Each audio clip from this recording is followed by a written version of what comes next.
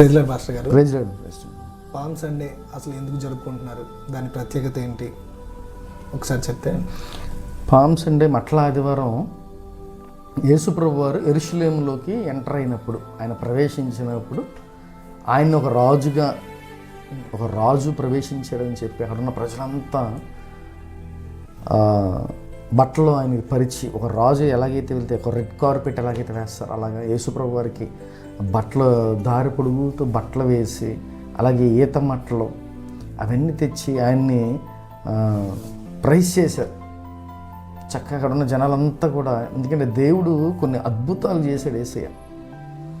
అందుకే ఒక రాజు ఎంటర్ అయినట్టుగా యెరూషలేముకి ఆయన మొదటిసారి అక్కడికి వెళ్తున్నాడు. ఎంటర్ అవ్వగానే అప్పుడు ఆ యొక్క ప్రజలంతా చక్కగా ఆయన్ని ప్రైజ్ చేశారు మంచిగా. అయితే యేసు ప్రభు వారు అందరూ అలాగా ఆయన్ని పొగిడి ఇచ్చేశారు. కానీ యేసయ్యలో ఉన్న గొప్ప లక్షణం ఏంటంటే, అక్కడికి వెళ్ళారు, నేను నిజంగా దేవుణ్ణి, నన్ను ఇంతగా ప్రైజ్ చేస్తున్నారు కాబట్టి నాకంటూ ఒక గుర్రము, నేను ఊరేగడానికి ఊరంతా ఒక గుర్రము లేకపోతే ఏనుగో ఏదో ఆయన తెప్పించుకొని ఆయన చూరగించవచ్చు. కానీ ఆయన ఒక గాడిదని ఆయన కోరుకున్నాడు. గాడిదని ఎందుకు కోరుకున్నారంటారు? గాడిద అది ఎన్నిక లేనిది.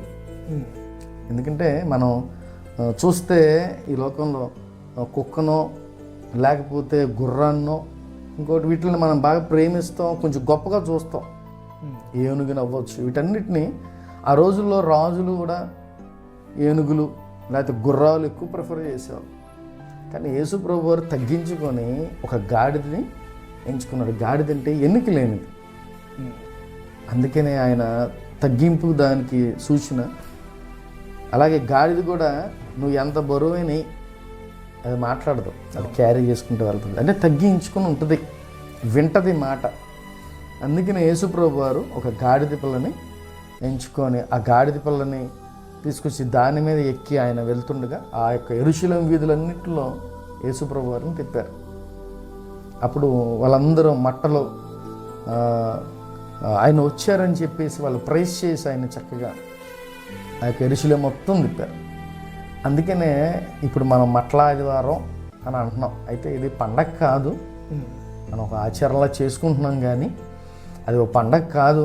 కానీ యేసయ్య ఆ రోజుల్లో ఆయన యెరూషలేముకి ప్రవేశించారని చెప్పి, వచ్చాడు అని చెప్పి, అందుకనే ఆయన్ని అలాగా ఊరేగించి ఆ రోజులు చేశారు. సేమ్ అదే అప్పుడు జరిగిన కొన్ని వేల సంవత్సరాల క్రితం, 2026 సంవత్సరాల క్రితం జరిగిన ఆ సిచ్యువేషన్ని, ఆ యొక్క అంశం ఇప్పుడు మనం అలాగా జరుపుకుంటున్నాం. అంతే తప్ప ఇది పండగ కాదు. మట్టలు పట్టుకుని ఆయన ఊరేగించారు కాబట్టి ఇప్పుడు మనం ఈ పామ్ సండేను కూడా, ఈ మట్ల ఆదివారం కూడా మనం అలాగే అని అందరు చర్చెస్లు అన్నింటిలో కూడా మట్టలు పట్టుకొని చక్కగా ఆయన్ని ప్రైజ్ చేయటం, యూదుల రాజు వస్తున్నాడు అని మనం ఆయనకి ప్రైజ్ చేస్తూ ఉంటాం. ఇప్పుడు పామ్ సండే అందరూ అలాగే జరుపుకుంటారు మన క్రైస్తవులంతా. ఇంకా రాబోయే ముందు ఆయన సిలువుకు అప్పగించే ముందు ఇవన్నీ జరిగినాయి. కాబట్టి మట్ల ఆదివారం ఒక ప్రాముఖ్యత ఏం కాదు, కానీ యేసయ్య యెరూషలేములోకి వచ్చాడని చెప్పి ఆయన్ని ఒక రాజుగా ఆయన్ని ఆహ్వానించారు ఆ పట్టణంలోకి. అందుకని దాన్ని మట్ల ఆదివారం పామ్ సండేగా మనం అనుకొని దాన్ని ఆచరిస్తున్నాం.